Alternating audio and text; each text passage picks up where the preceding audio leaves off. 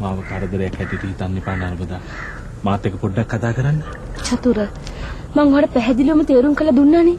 මට ඔයත් එක්ක කතා කරන්න කිසිම දෙයක් ඉතුරු වෙලා නැහැ. ඇයි නර්මදා මේ තරම් දරුණු? නර්මදා ප්ලීස් මගෙත් එක්ක වචනයක් කතා කරන්න. චතුර මේක මහා පාර. අනිත් එක මං දරුවන්ට උගන්වන කෙනෙක්. මම මේ පාරේ හිටත් යන්න ඕනේ. ඉතින් ඒකම තමයි මාත් කියන්නේ. නගින්න ඔය කාර් එකට අපි කතා කර යන්න. මං ආයෙ ඔයාලට කරදර කරන්නේ නැහැ. චතුර ඇයි ඔයා මට මගේ පාඩුවේ ඉන්න දෙන්නේ නැත්තේ? නර්මදා ප්ලීස්.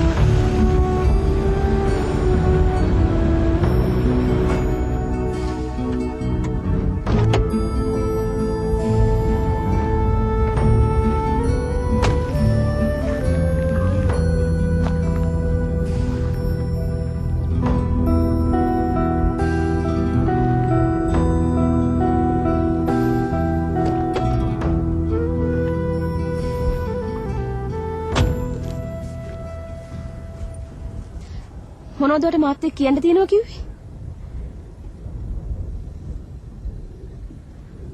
ඔයා මට ඉස්සෙල්ලම කියන්න ඔයා තාම මං ගැන වෛරකින් දින්නේ. මට කාටවත් වෛර කරන්න බෑ චතුර.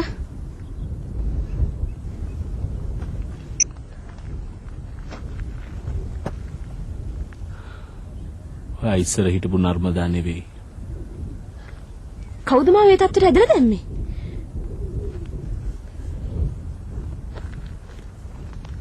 මං ඔයාට වැරදි කළා තමයි. මං ඒකට ඔයාගෙන් 100,000 වාරයක් සමා ආයෙ දිනු. මට ඔයාගේ සමාවෙන් වැඩක් නෑ චතුර. මිනිස්සුන්ට කරන්න පුළුවන් ලේසිම දේ ඕකනේ. ඕනේ වරදක් කළා සමාව ඉල්ලනවා.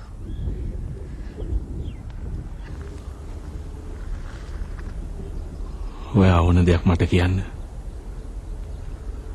මම දවසකට කී වතාවක් මෙරි උපදිනවද? මම පුදුම මානසික වදයක් විඳින්නේ. මට ඉක්මනට පිස්සු ඇති නර්මදා. චතුර වැල්වට ආරම් වලි වැඩක් නෑ. කෙලින් කියන්න. ඔයා මොනවද මගෙන් බලාපොරොත්තු වෙන්නේ? මට ඒ නැති වුණු ආදරේ ආපහු දෙන්න. මූණ බලලා කණ්ණාඩිය බිම් වැටලා කෑලි වල කැඩුනට පස්සේ ඒ කෑලි එකතු කරලා ආපහු කණ්ණාඩිය හදුවට වැඩක් වෙන්නේ නෑ චතුර. අපිට ඒකෙන් ආයෙත් මූණ බලන්න බෑ. ඔයා මට කියන්නේ තන්න ඒ වගේ දෙයක් කරන්න කියලා.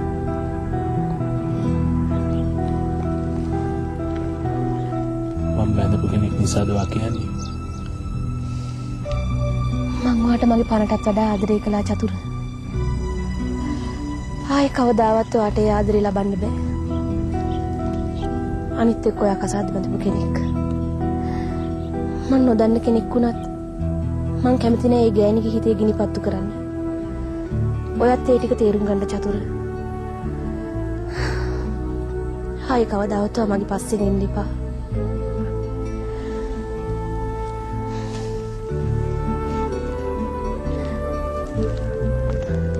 නොකිරෙන දේවල් වලට පෙරම් පුරලා වැඩක් නෑ චතුර.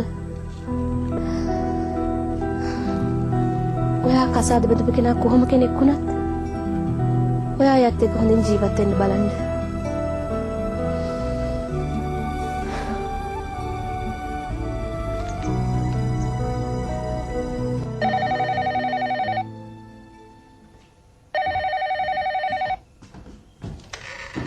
හෙලෝ. ඔව් වර්ණි තමයි. මොකද්ද? නුවරලින්? කවුද මගේ මහත්තයා? මොනවද මේ කියන්නේ? තව ගෑණියෙක් එක්ක? හෙලෝ. හෙලෝ කවුද මේ කතා කරන්නේ? හෙලෝ. හෙලෝ.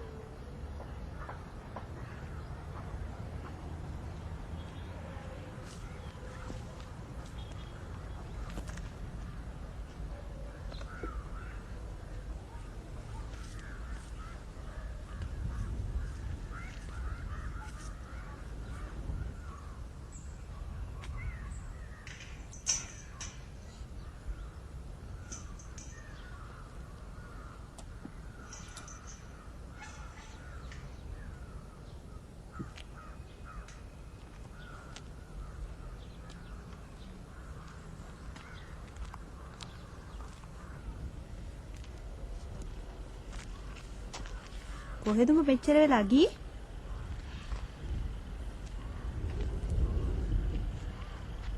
මට හරි කරදරයක් වසන්ති මේ මිනිස්සුන්ගෙන් වෙලා තියෙන්නේ. ඇයි? මොකද උනේ?